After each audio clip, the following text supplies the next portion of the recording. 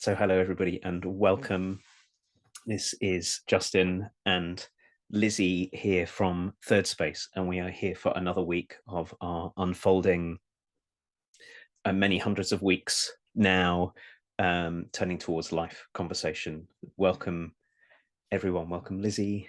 Thank you for doing this with me today and for bringing such an excellent and beautiful source for us to begin our conversation from. And welcome everyone, wherever you are in the world, whether you're with us in our Facebook group or on a podcast or on YouTube or any of the many places that you can find us. We are so glad that you found us. And here we are. Thank you, Justin. As you were beginning, I was just thinking of all of this, the range of sources that we have. And this particular source came to me through one of our wonderful community members, Ava. And I want to thank Ava for bringing this to us, who I think is a friend of Tom, the poet. And I did this thing which I normally do when someone mentions a poet. I go down the rabbit hole of their poetry, and it was a delight. So if you get to look at Tom's Instagram feed or his website or anything, it's a true joy to receive all of his work. And this is just a small poem in amongst lots of other lovely bigger ones and longer ones and different ones. And I feel so glad that people dedicate their lives to this kind of art, particularly reading all of the things that Tom has created and seeing all of the imagery and the artistry of it. It's very, very beautiful. And thank you, Ava, for mentioning this on one of our alumni channels, where I often go to see what's happening and pick up poems and references. And this beautiful one, I was led to it through something Ava said.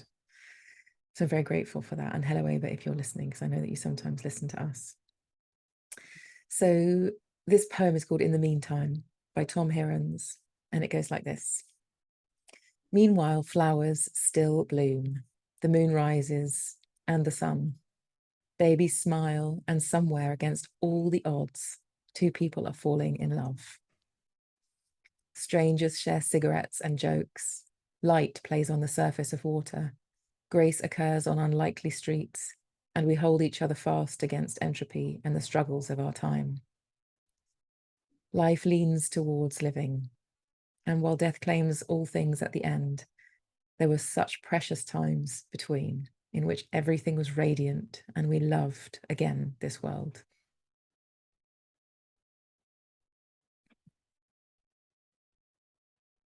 Thank you, Lizzie. Gosh, listening to you, I'm feeling very grateful for Ava's connection and for Tom's work and for your reading. And I'm going to read it too. Meanwhile, flowers still bloom, the moon rises and the sun. Babies smile, and somewhere, against all the odds, two people are falling in love. Strangers share cigarettes and jokes. Light plays on the surface of water. Grace occurs on unlikely streets, and we hold each other fast against entropy and the struggles of our time. Life leans towards living, and while death claims all things at the end, there were such precious times between in which everything was radiant and we loved again this world. Thank you, Justin. So I think as I was reading through all of Tom's work, this poem leapt out at me because I don't think I can resist the pieces of art that depict and remind me of and show me joy. There is such a compelling something for me about these noticings, these reminders of what's here, the radiance, and the fact that we can love again, and how unlikely falling in love is, and all of this grace occurring on unlikely streets seems like a profound staple of being, that I certainly feel profoundly committed to, and absolutely relieved when I get reminded of it again. I'm so grateful that people write it down and don't just let it pass. Whatever gave birth to this recognition of the meanwhile, the flowers still blooming. Because it's so easy, isn't it, just to focus on the struggles of our time. It would be so easy for me to get lost in the problems, or lost in the issues and the dramas and the complexity and the tragedy and the completely unfixable issues that we find ourselves in. I could drown so easily in them. And I want to pay attention to them, and I want to stay open to them. And I don't want to become part of the problem by being put to sleep by them. I want to stay awake, and I want to stay aware of all of the spectrum of human life, not just the ones that feel like they draw me in really closely and get hold of me and keep me obsessing about them. So I really want to keep my eyes open to all of this that Tom talks about, and to be in life with this right here with me, remembering the moon rises and the sun rises, and that this life leaning towards living thing. It's all right here at the same time. And it deserves, absolutely deserves, and is calling for our attention, as well as all the other things that call. I was just imagining, I was thinking about, as you were talking, I was thinking about the way, for most of us, I suppose, what happens is our lives that we're living reach us through our senses immediately, who we're with and where we are. And then the world beyond our immediate experience reaches us through various kinds of media, whether it's the news in some printed form, or on the radio, or on the TV, or more likely through social media or something else for many of us. And I was imagining somebody reading the news and including all the things that there are for us to be concerned about, which is what the news leads on. I think mostly because it grabs our attention, as well as, like you're saying, being important, the things that there are for us to be concerned about. So the first thing that was happening whilst you were speaking, Lizzie, is I was imagining the 3 o'clock news in the afternoon ending. Meanwhile, flowers still bloom, and the moon rises, and the sun, and babies smile somewhere against all the odds 2 people are falling in love. What it would be to be reminded in the middle of whatever else we're reading that this is still true, and it's absent. It's notably absent. Mm-hmm. And like you said, it's so important. It's no less part of the world than anything else. And in fact, actually, I earlier today, I arrived at the pond where I love to swim, and I climbed over the fence that goes, and there's a sort of grass meadow that goes down to the pond. As I walked down through the meadow, having with this poem with me, I could feel this twin sense of, yes, there's lots to worry about. And actually quite a lot of what there is to worry about, not all of it, but quite a lot of it is actually out of my hands. I can't actually change a lot of it. Some parts of it, all of us can change, but big parts of it we can't, but I worry about it all the same. And I could feel myself, with Tom's invitation, letting myself delight in the beauty of this meadow and the pond beyond, and the people who were there, friends and couples and families, and all kinds of people who were around, letting myself fall into this invitation of feeling that this was here too, and it's here right now. We don't know, like Tom writes, well, we do know that all of that ends. We know that for sure, but what we also know is it's here right now. And it felt so important, exactly as you're saying, to remember that of the truth that is immediate, that of the truth that comes to me through my senses, that which is right here, and not to imagine that the only things that are true is sort of everything other than what's here. what's here is as true. And what you were saying before, Lizzie, reminded me that this is really about who we become. Like what kind of person do I become when I am attending to this and when I'm not? And also on a bigger scale, what kind of world are we making together when we each attend to this and also talk about it with one another and say to one another, meanwhile, flowers still bloom and the moon rises and the sun. And against all the odds, people are falling in love.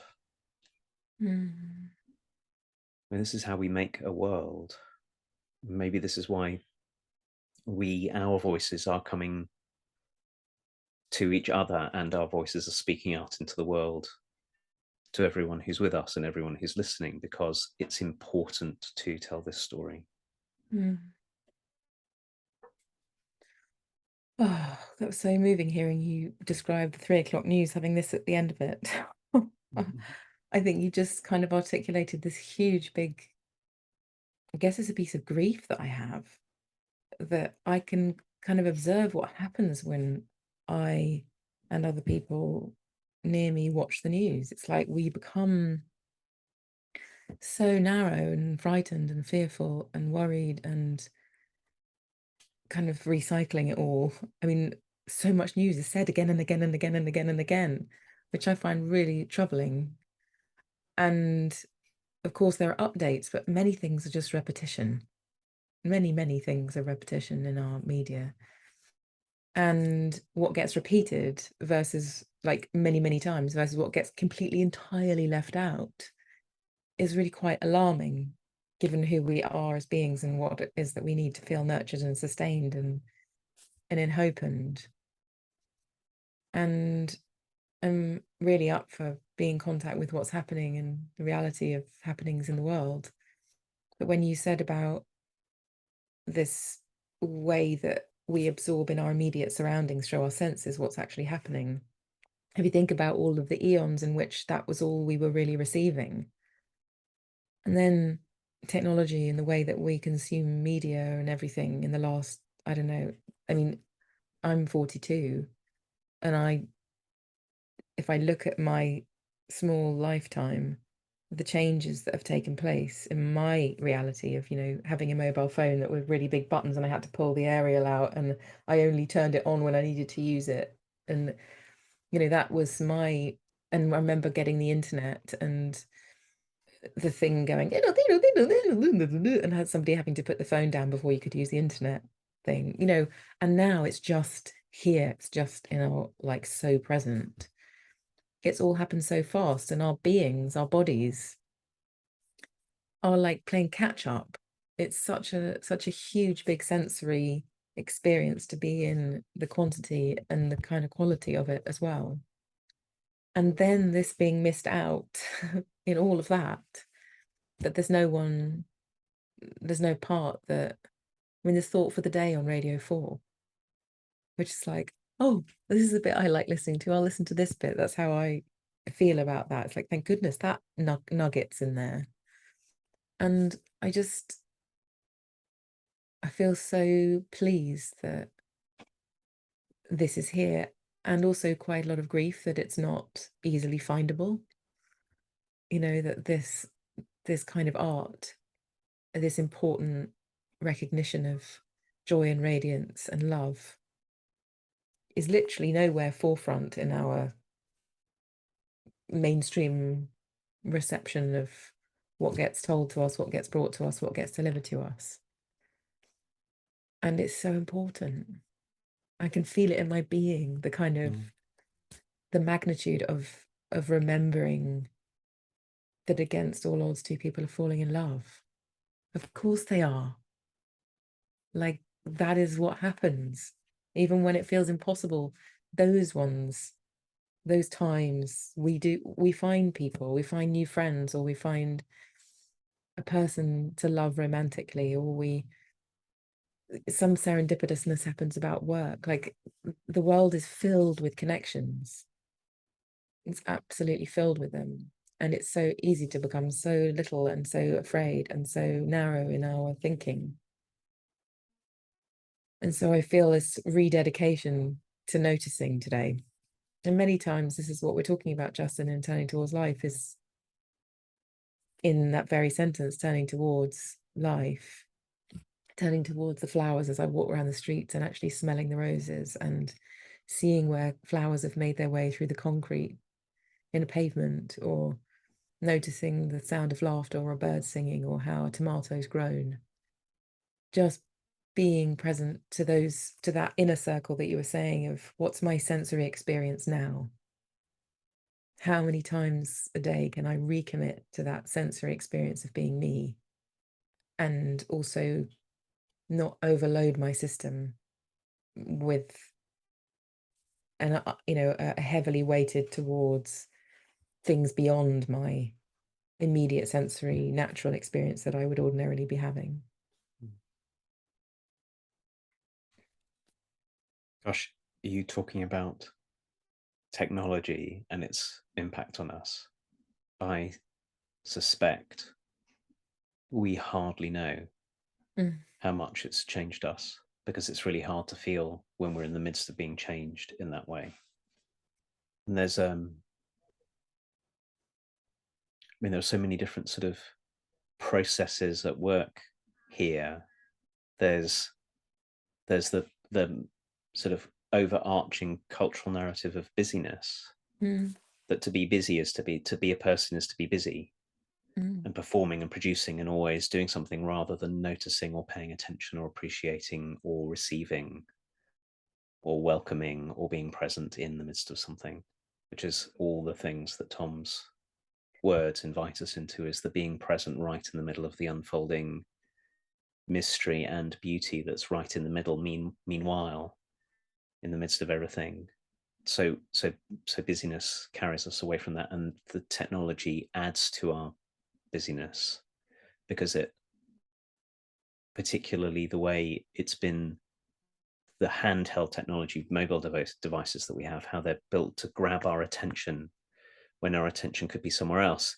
It's being grabbed. And that's why one of the reasons why news is repetitive. It's the same thing. Why am I hearing the same thing 20 times a day as if it were new? Because that will grab my attention and pull me in. So our attention is being pulled all the time. And then we've got the big cultural narrative that we've been talking about, Lizzie, I know, in the sort of, in our work, in the way that we teach coaching and do coaching. Many of us have been in this conversation about the main story that we're encouraged to live in at the moment is that the world is on fire. And in some ways that's true, and there are really important things for us to attend to, but to feel like we have to live only in the world that's on fire all the time is to have alarmed bodies.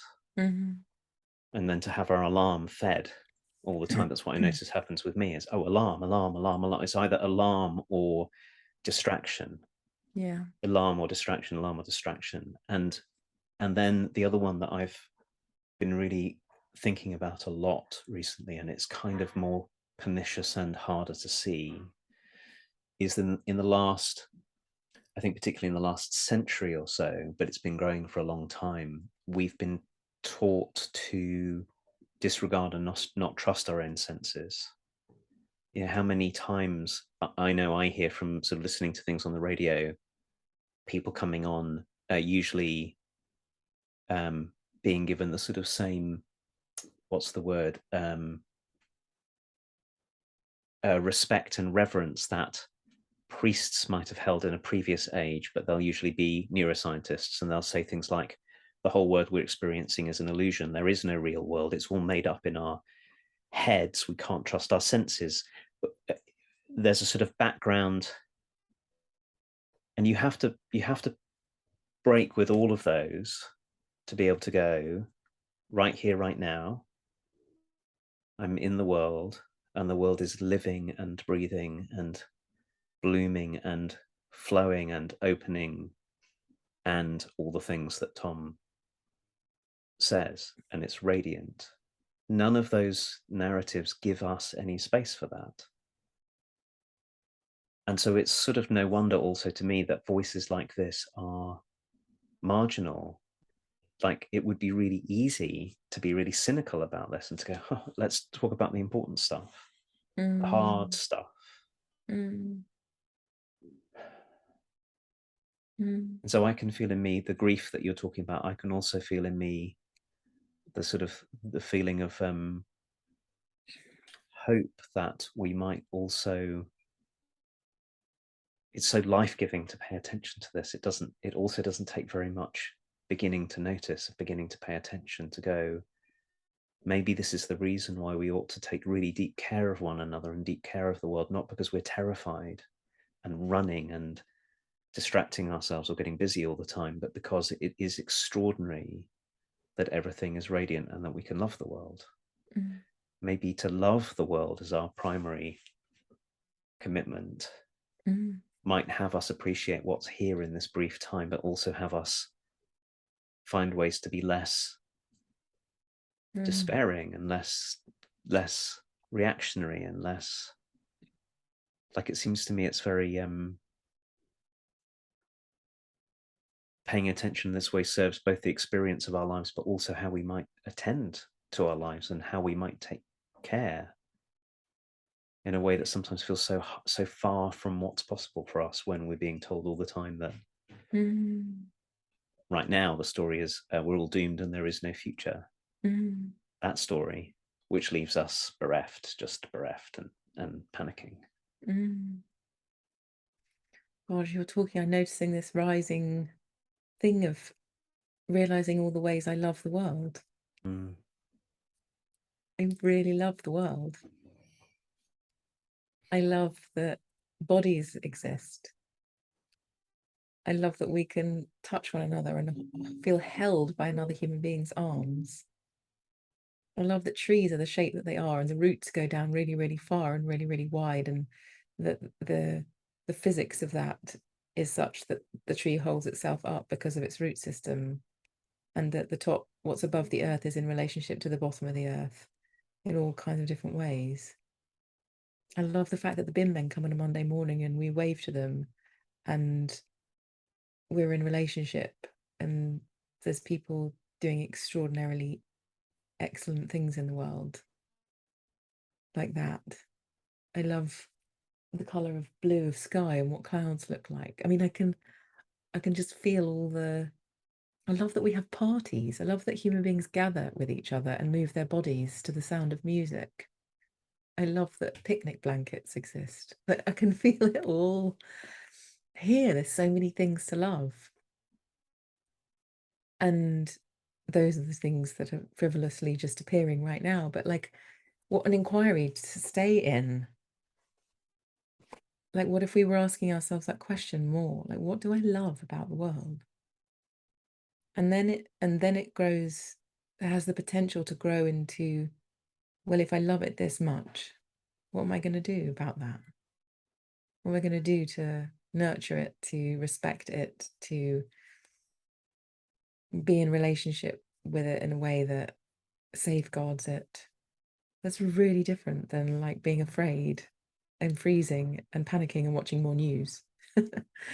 So I'm just feeling this kind of eruption of, I think that is part of my life. It's like I'm a world lover. Like I love that the world is the way that it is in lots and lots and lots of different ways. And that's not separate from loving being, loving humanness, loving this profound and complex situation we're in of having a body and a world each. And there's like trillions of us. And we're not arbitrarily wandering around randomly. Each of us has this entire experiential world full of ancestry and work and talent and gift and shadow and wounds and relationships and troubles and wonders and creativity. It's like there is so much to love. And I feel like completely like joy has been shoved into me by being in this conversation like this.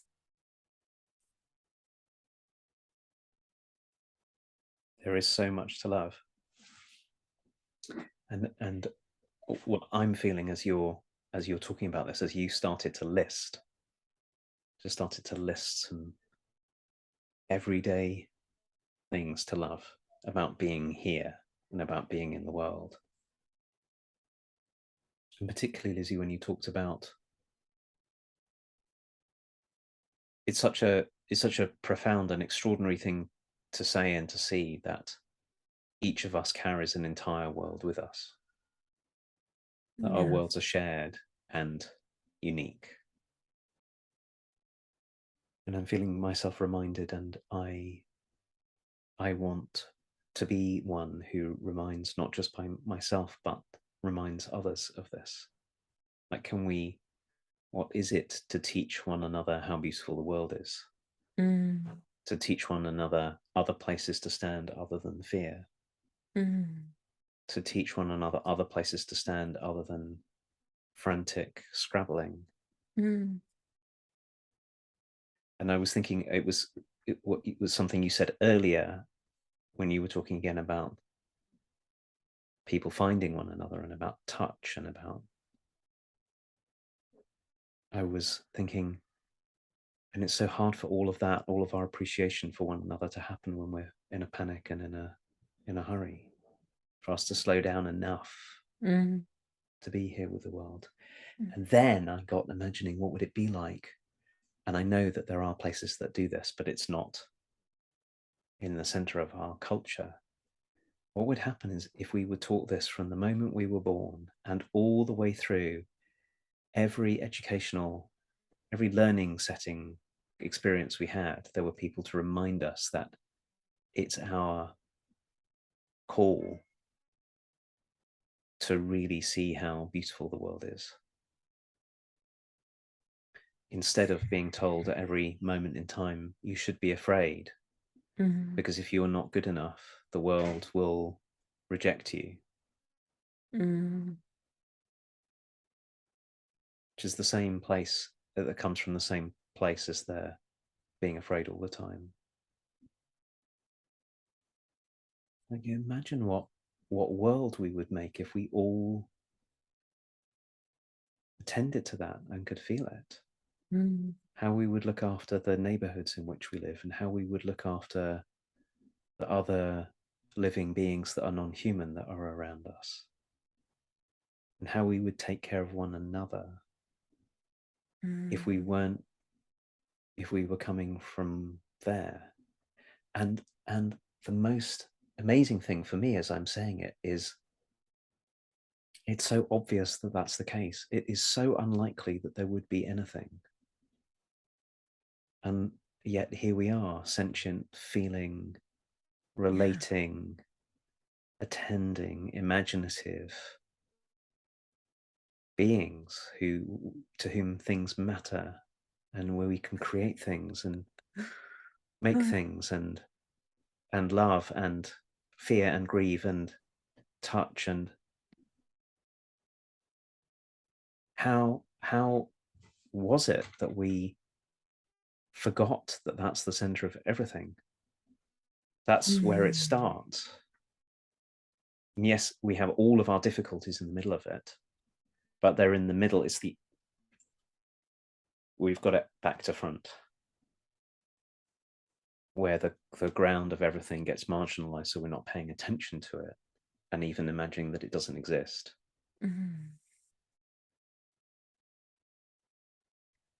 Justin, I just have the urge to read this poem again with this feeling of love in our hearts. So here we go.